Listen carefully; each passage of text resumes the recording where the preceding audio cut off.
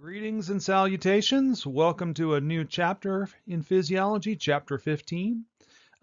This is the third of four chapters that we have in this unit. Our final chapter will be chapter 16 on blood. So we've got four segments, part 1A, 1B, 2A, 2B for blood flow and control, blood pressure, vascular physiology.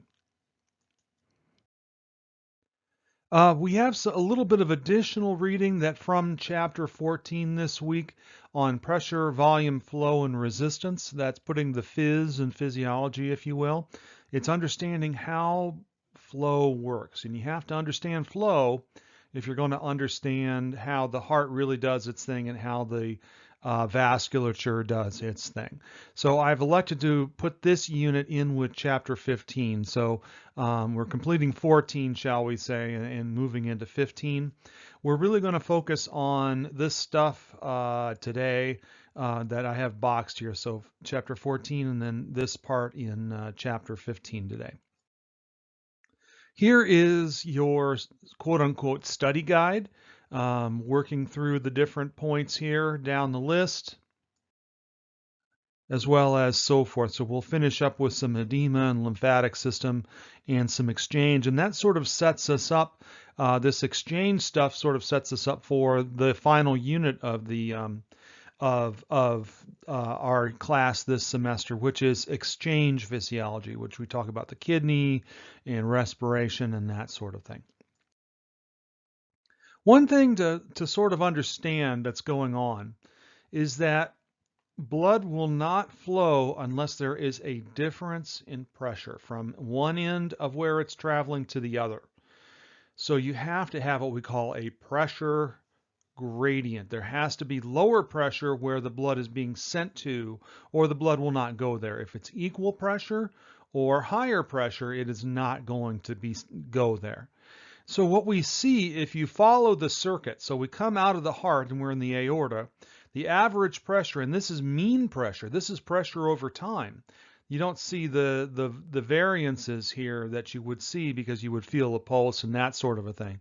But in any case, the mean pressure is high and it keeps dropping all the way through the system, all the way to the capillaries, and even through the capillaries the pressure continues to drop until it's almost zero by the time it reaches the vena cava, right before it goes back into the heart. And there's two things about that. First of all, yes, we have to have a pressure gradient or you don't have flow.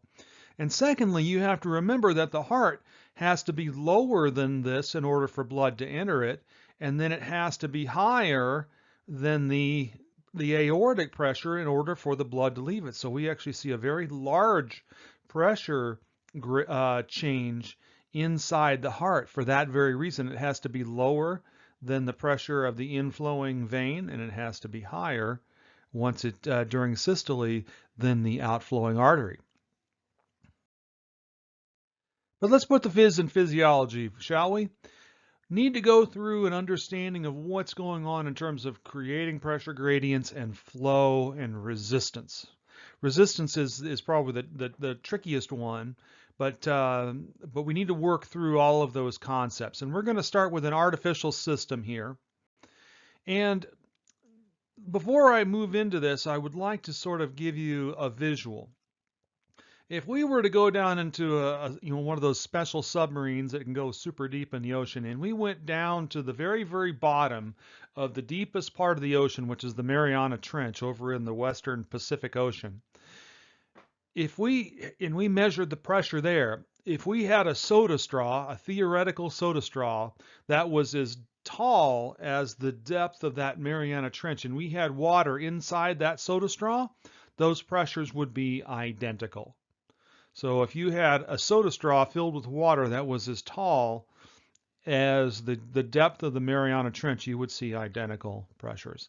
And that's what's going on here. If we look at this system, even though we have a wide diameter here and relatively narrow diameters over here, the pressure down here at the bottom is all the same. In fact, we should put those little arrows down here as well.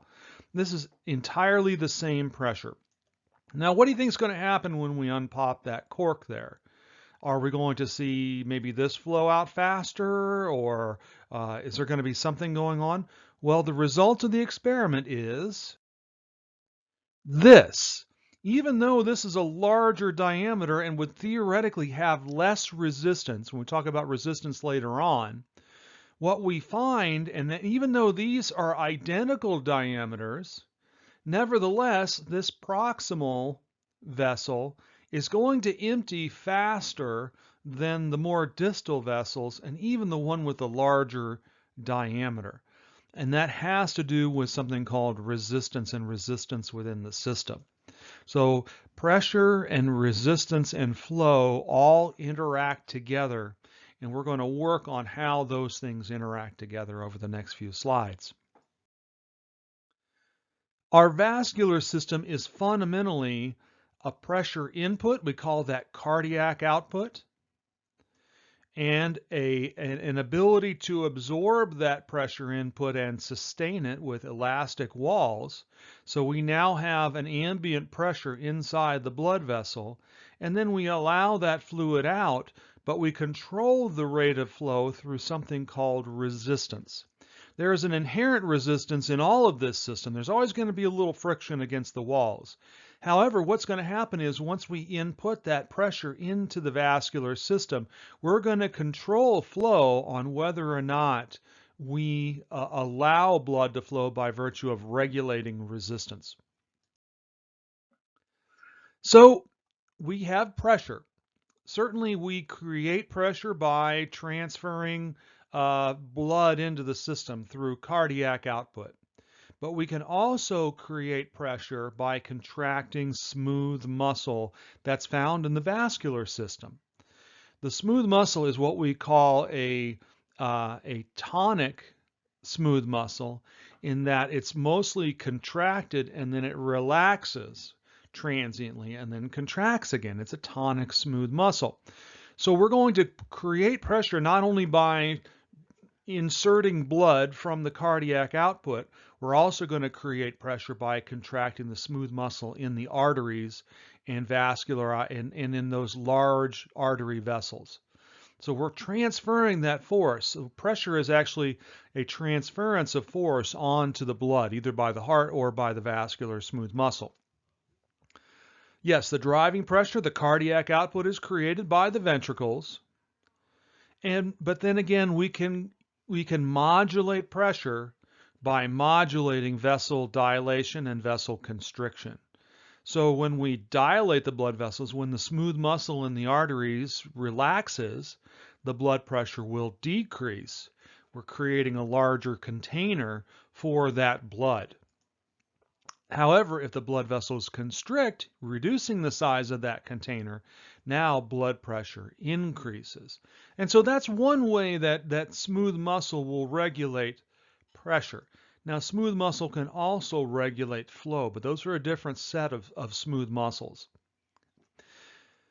So if we go back to this dilation and constriction, that dilation and constriction coupled with the smooth muscles that control flow, we not only can control pressure, but we can also control volume. And when we have discrepancies between the amount of blood that we have and the amount of volume that blood's available to flow into, we can have a drop in pressure. If you have a small volume and you increase blood, the pressure will rise. If you increase the volume, the pressure will drop, and that involves either dilation constriction of blood vessels, the large vascular ones, or the small regulatory vessels that control blood flow to different areas of your body.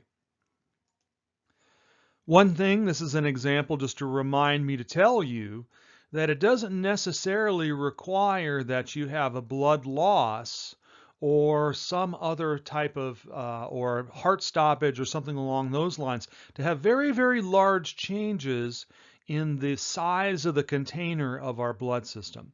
There is something known as psychogenic shock. Psychogenic shock occurs when somebody has an emotional shock of some kind. Either they're scared or they're surprised, they can't believe it, and they get a big old dose of epinephrine or something along those lines, and all of a sudden their blood vessels in their body dilate and they pass out.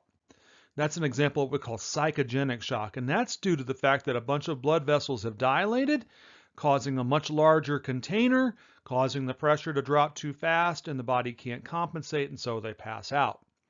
You can also have issues with low blood pressure if you have blood loss, lots of possibilities. Now, fluid flow depends on the pressure gradient. And so how much flow we have through a given diameter vessel or tube in this case is proportional to how much the difference is between one end of that tube and the other end of that tube. Now I show this figure here because you can see this colored diagram where you not only have a center part which is moving fairly smoothly. Along the edges, we get turbulence, and that turbulence is the friction that's involved in resistance. So I show you that picture to show you that we're going to see resistance become part of the picture later on.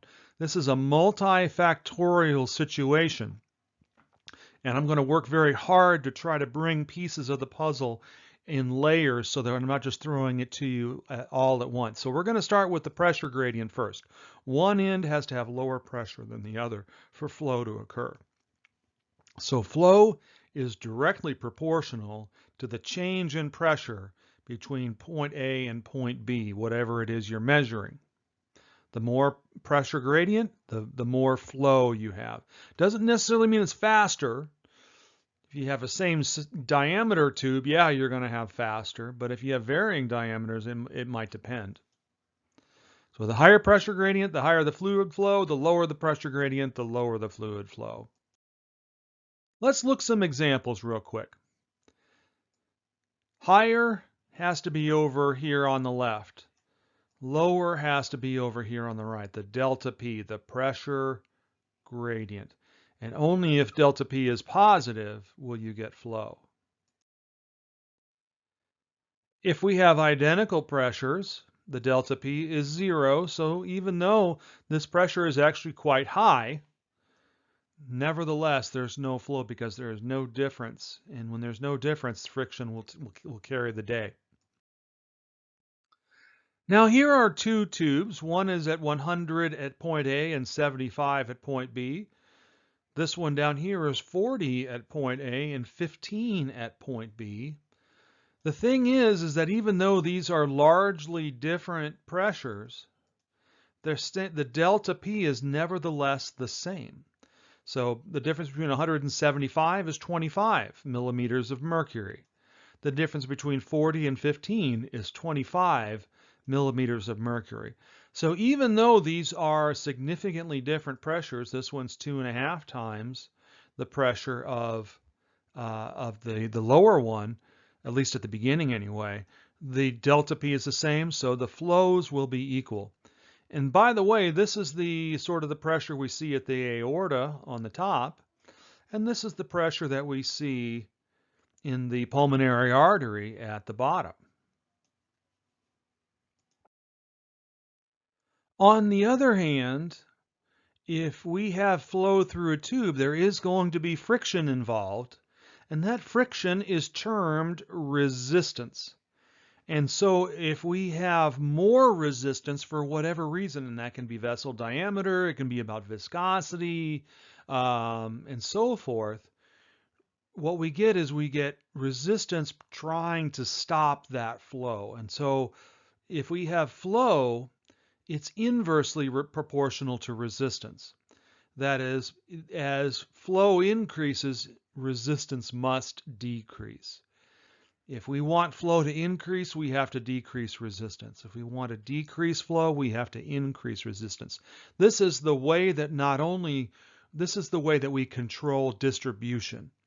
We can control pressure a couple of different ways, and we want to sustain pressure in order to sustain gradients, but we also want to control flow from time to time so that we can proportionally distribute the blood flow where it's needed to meet metabolic need. You ever hear the old thing about don't go swimming for 20 minutes after you've eaten? Well, the reason that happens is that after you've had a meal, particularly a big meal, the blood flow to your digestive tract goes up significantly. And in order to achieve that blood flow, what happens is blood flow to your muscles actually diminishes a little bit. And that's why you're vulnerable to cramping if you decide to go swimming. As soon as you start engaging in a high metabolic activity like swimming, then the blood flow is not suited. The blood flow distributions get kind of screwed up and you're not getting enough blood flow to your muscles, and it makes you vulnerable to a cramp. And we control distribution through vessels into different areas of the body by controlling resistance. So it's inverse. Flow is inverse to resistance. If resistance increases, flow decreases. If resistance decreases, flow increases. And again, here's that sort of heat map showing you the relatively low resistance areas, high flow areas, with low flow areas around the edge because of friction and turbulence associated with interaction of that vessel wall. And you can sort of see it here as well. Resistance has been described mathematically by a contemporary of Louis Pasteur. It was sort of the golden age of French science, by a guy named Poiseuille. Poiseuille's law, he studied flow of fluid through pipes and was able to create a mathematical formula to describe the factors that influence flow in terms of resistance. It looks like a somewhat complicated formula. Okay. Resistance is 8L to the mu divided by pi r to the fourth. Let's break this out. Let's break this out. And I want you to notice something here. In red, I have put r to the fourth power, and r is radius of the tube. That's the big kahuna in this formula. Everything else is a direct or an inverse proportion, but it's to the fourth power, a fourth exponent. That's how powerful radius is when it comes to regulating resistance. Resistance is proportional to length. The longer the tube, the more resistance you have. So L is a direct proportion. If you double the length of the tube, you will double the resistance that is imparted on that flow. Resistance is also directly proportional to viscosity. This is the Greek letter eta. So it's a direct proportion for length, direct proportion for viscosity. Viscosity really comes to play when you're talking about people who are dehydrated, or you are talking about people who do blood doping. This is why blood doping has been illegal for decades in sporting competitions, particularly endurance situations, because you'll see some young 22-year-old, 23-year-old who has a resting heart rate of 52 suddenly stroke out while they're riding their professional bike race or endurance situation, because what they do is either they take drugs to increase what's called the hematocrit, they increase the red blood cell count in their blood, which increases the viscosity, or they'll do the other thing, which is not drug dependent. They'll donate their own blood, let their blood regenerate in their vascular system, take that donated blood, spin it down, and then inject the packed red blood cells back into their bloodstream. This causes a massive increase in viscosity, and when you couple that with dehydration, it leads to elite athletes, world-class athletes, literally dying, dropping dead during a competition. And so that's the reason. Viscosity is the reason for why blood doping and so forth, and EPO, which we'll talk about in chapter 16, is illegal. But the big kahuna, the one that the body really uses, is radius. By varying radius just a little bit, you can have massive influence on blood flow because you have massive influence on resistance. Let's do a little bit of math, shall we? Let's say we cut the radius by 1/2. Let's say we started with a radius of 1, and now it's 1/2. Well, that's 1/2 times 1/2 times 1/2 times 1/2, or 1/16.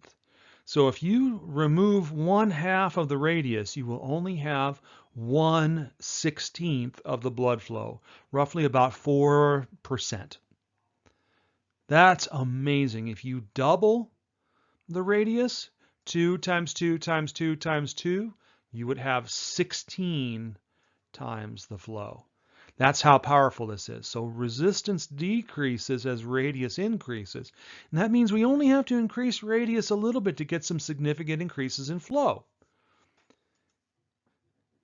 And resistance changes dramatically as radius changes. So resistance decreases, radius increases. Resistance increases as radius decreases. And it can change dramatically. And here is the graphic illustrating what I was just telling you mathematically before. If A has a radius of 1 and B has a radius of 2, given that we have identical pressures here, these are identical pressures, the flow here would be 1, the flow here would be 16. And here's the Silverthorne math for you if you want to go through it. I just explained this to you a moment ago. If you want to, go through that, that's fine. But you need to understand that proportionality. So do this figure question.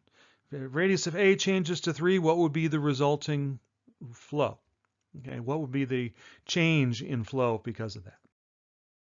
As I said before, this powerful ratio of radius to resistance means that small changes in radius can have a profound effect on resistance and thus have a profound effect on flow.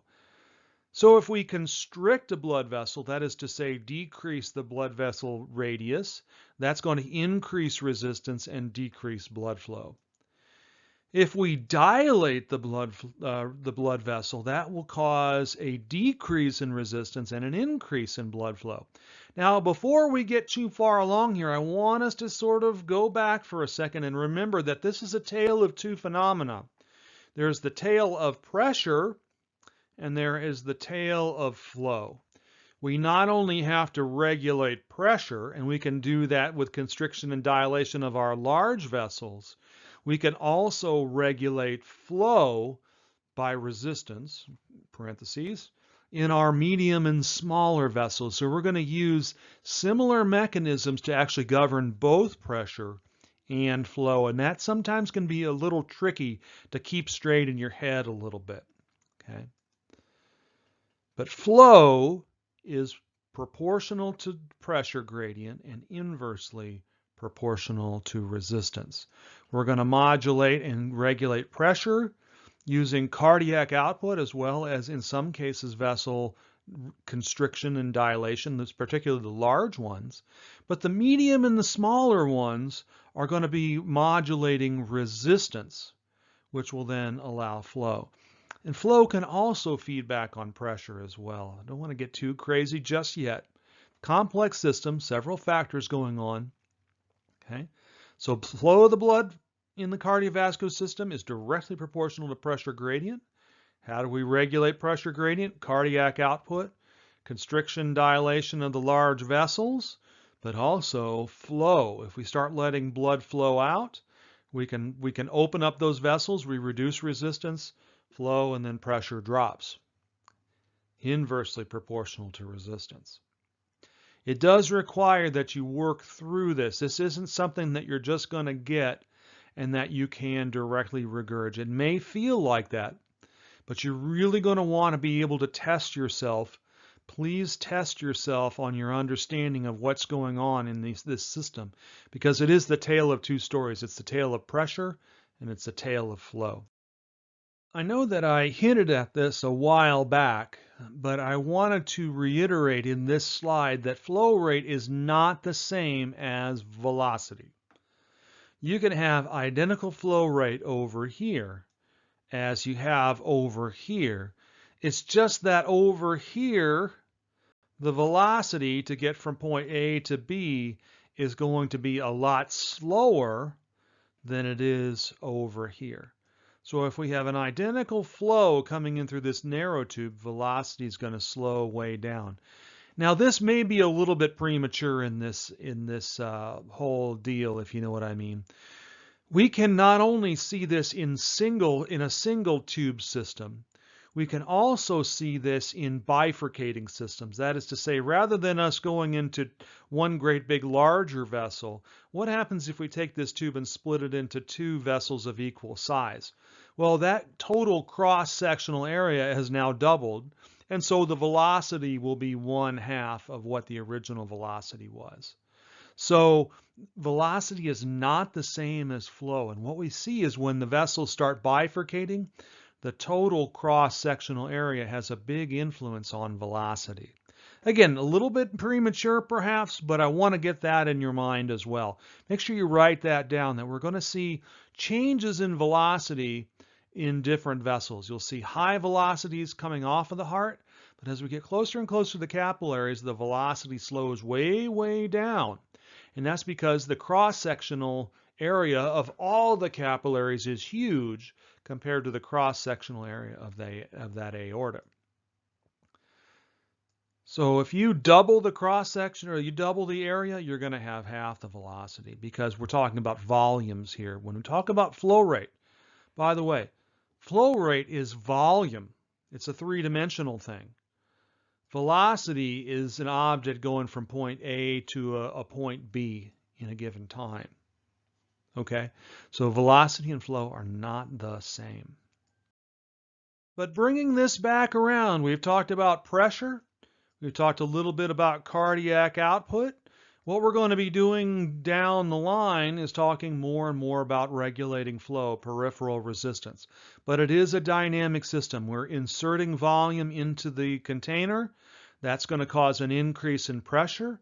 The vasculature is going to absorb that pressure by relaxing.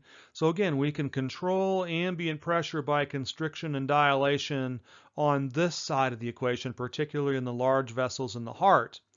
Over on this side of the equation, we're going to use that pressure to drive flow, and we're going to control that flow by regulating what we call peripheral resistance.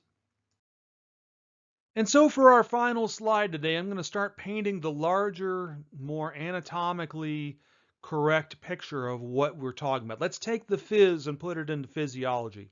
We're injecting volume using stroke output from the heart. That input of volume will cause a rise in pressure. Now, the large arteries, the arteries in our vascular system, will relax during that systolic ejection. They relax transiently, and then once the heart goes into diastole, they begin squeezing again. That is to say, the pressure rises. If you remember my dichrotic notch discussion, that's when we would see it. Once the heart begins to go into diastole, the vessels squeeze and they sustain pressure. Why? Because we want to sustain flow. If you were to sever an artery, or if you watch one of the more gory, movies like Saving Private Ryan, or if you've actually seen an arterial bleed, yeah, you might see spurts, but you'll notice that during an arterial bleed, what you'll see is a pretty sustained flow output. We want to sustain flow in order to sustain diffusion gradients by the time it gets to the capillaries. We want to keep those gradients moving in one direction when we do not want to interrupt that flow. So the arteries will relax and then contract in order to serve as what we call a pressure reservoir. Star that, flag that. That is a key phrase in this slide. We sustain pressure gradient throughout the system by contracting the arteries. The arteries are sustaining pressure in order to sustain flow. That's the left side of the equation. We have muscular contraction in order to introduce volume to the system, and we have muscular contraction in order to sustain a pressure gradient. But then there's that right side of the equation, which is flow and resistance. The arterioles will also constrict and dilate, but the arterioles aren't doing that to sustain pressure all that much. They're really doing it in order to control where the blood flows and what distribution the percentage of blood is sent to. Do we need to send more blood to the gastrointestinal tract? Or do we need to send more blood to the skeletal muscles? Do we need to send more blood to areas of the brain and so forth? Those arterioles constrict and dilate in order to modulate the right side of the equation, resistance and flow. Now, if we move through the capillaries here, we've got that pressure gradient on.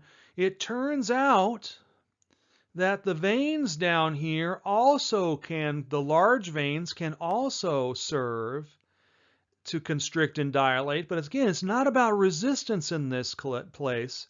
It's actually, they serve as a volumetric or a volume reservoir. Did you know, a little factoid right here, that 2/3 of all of your blood right now is actually in your veins? And so your veins can constrict and dilate in order to modulate how much new blood is sent back into the system. And so they indirectly modulate pressure by serving as what we call a volume reservoir. If you send more volume into here, the pressure is going to rise. If you contract these arteries more, the pressure is going to rise. If you constrict these here and again send more volume, the pressure is going to rise. So we can increase cardiac output. We can vasoconstrict using the sympathetic system. That would cause a rise in pressure. That would cause a rise in pressure. And sending more blood back to the heart would also cause a rise in pressure. So pressure on the left-hand side here, resistance and flow on the right-hand side. That's a lot going on. This is a busy set of slides. It's going to take a little bit of time for you to kind of get this all together. My next presentation is going to try to put those pieces together for you, but you need to kind of keep this whole picture, understanding resistance and pressure, diameter, velocity and volume. A lot going on when we put the phys in physiology. That's it for today, or this session. As always, if you have any questions, you need any assistance, hopefully you're doing the mastering, let me know and I will be glad to help you as best I can. Thanks for your time. Bye.